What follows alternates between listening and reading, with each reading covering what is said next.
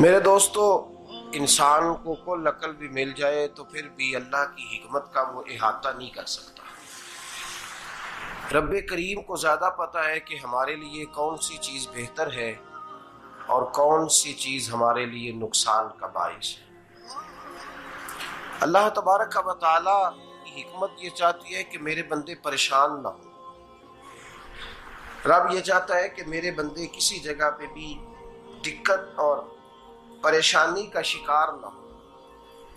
تو اللہ تبارک و تعالی نے راہ اعتدال اختیار کرنے کا حکم ارشاد فرمایا کہ تم اعتدال کے رستوں پہ چلو، معتدل زندگی گزارو،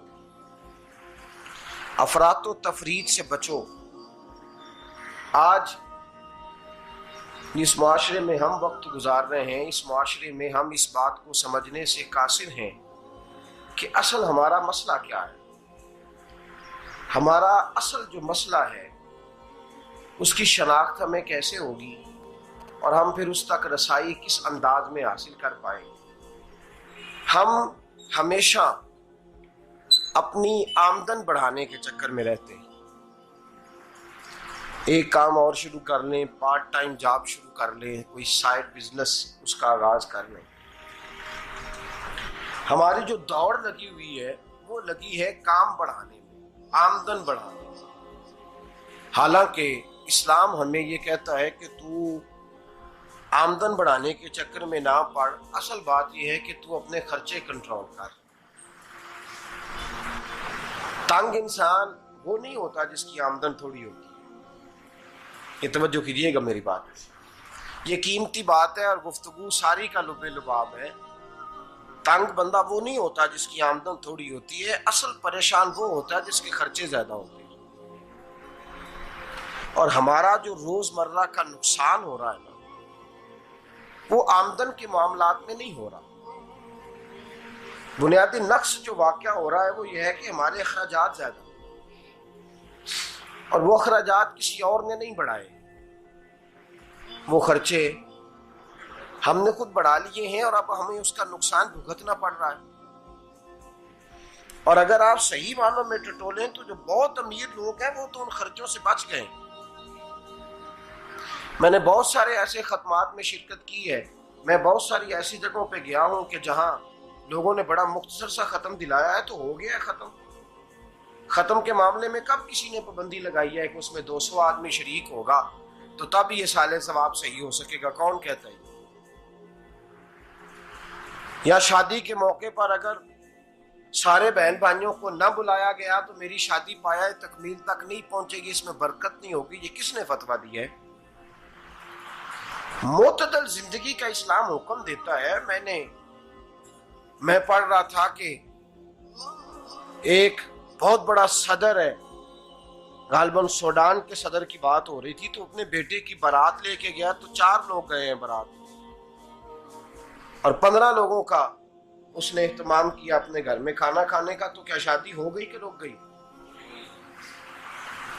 تو بھئی راگ الاپنا اس بات کا کہ بڑی پریشانی ہے، کوئی سائیڈ بزنس شروع کیا جائے فلان جگہ فلان جگہ فلان جگہ، تو اصل معاملہ یہ ہے کہ پہلے ایک بندہ کماتا ہے تو پھر بھی گھر ہی چلتا ہے، پھر بڑا بیٹا ساتھ شامل ہوتا ہے تو پھر بھی گھر ہی چلتا ہے، پھر منجلا بیٹا شامل ہوتا ہے تو پھر بھی گھر ہی چلتا ہے۔ جو رونا دادا جی رویا کرتے تھے کہ بڑی مصیبت ہے، بڑی مشکل ہے، گاؤں میں رہ اکیلے ہوتے تھے اور وہ 5 بچوں کو اور 4 بچیوں کو وہ پالتے تھے، تو جو وہاں پریشانی تھی وہی آج پریشانی شہر میں آ کر پڑھ لکھ کر موٹی تنخواہ لے کر وہی پریشانی ہمیں ہے۔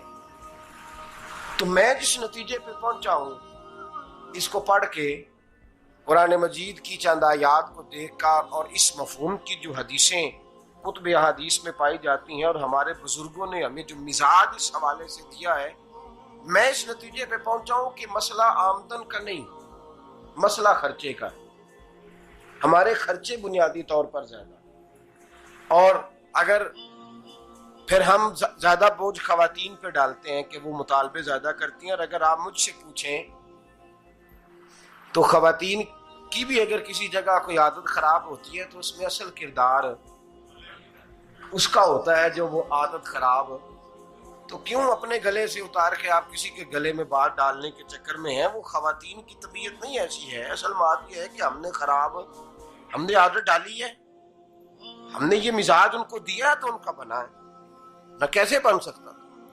تو اعتدال جب تک زندگی میں نہیں ہوتا، پانی پیاس بجھاتا ہے لیکن ایک گلاس ہی ہو تو پیاس بجھاتا ہے، بالٹی کو منہ کو لگائے گا تو کپڑے بھگو دے گا اس کے. حالانکہ پانی بری چیز کا نام نعمت ہے نا بہت بڑی اللہ کی، لیکن پیالے میں ہی اچھا لگتا ہے. کوئی مٹکا منہ کو لگائے گا تو تانگ ہوگا، پیالہ ہی بہتر ہے اس کے لیے. تو میرے دوست، مٹکے سے بھی بعض اوقات کام چل جاتا ہے، لیکن اگر کوئی کہے نہیں مجھے دریا ہی چاہیے تو اس کا تو گھر بہ جائے گا، سارا گھر بہ جائے گا اس کا. ہمیں دریا قابو کرنے کا موڈ بنایا ہوا ہے تو اس سے گھر بہا کرتے ہیں، اس سے گھر بنا نہیں کرتے. گھر پیالے سے پانی پینے سے بنتا ہے. اگر تو دریا پہ قبضہ کرنے کا موڈ بنائے گا تو گھر بنے گا نہیں، گھر بہ جائے گا. آگ نہ ہو تو کھانا پک نہیں سکتا، لیکن ہلکی آنچ سے کھانا پکتا ہے. اور اگر آنچ تیز کر دی جائے تو جی قرینے قیاس بات کر رہا ہوں، میں عقل سے ماورا نہیں کر رہا. قرینے قیاس سمجھانے کے لیے مثالیں دے رہا ہوں. ہلکی آنچ پہ کھانا پک جاتا ہے اور آگ تیز ہو تو کھانا جل جاتا ہے. تو کھانا اتنی دیر کھانے کے قابل رہتا ہے جب تک وہ ہلکی آنچ پہ پکتا ہے. تو جتنی مرضی تو کہتا ہے نہیں میرا گزارے نہیں، آگ تیز ہونی چاہیے، تو میاں جل جائے گا، جل جائے گا. ہوا نہ ملے تو سانس نہیں آتی، ٹھیک ہے؟ آکسیجن نہ ہو تو سانس، ہوا نہ چلے تو گزارا نہیں ہوتا. لیکن اگر تیز جلے نا، اگر تیز چلے تو آندھی اور طوفان بن جائے تو چھتیں گرا دیتی ہے، جانیں لے لیتی ہے.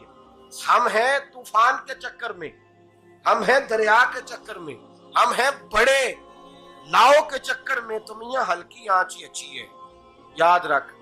اور ایک گلاس پانی کا اعتدال سے ملتا رہے تو وہی ملتا رہے، ضرورت کے وقت وہی بہتر ہے.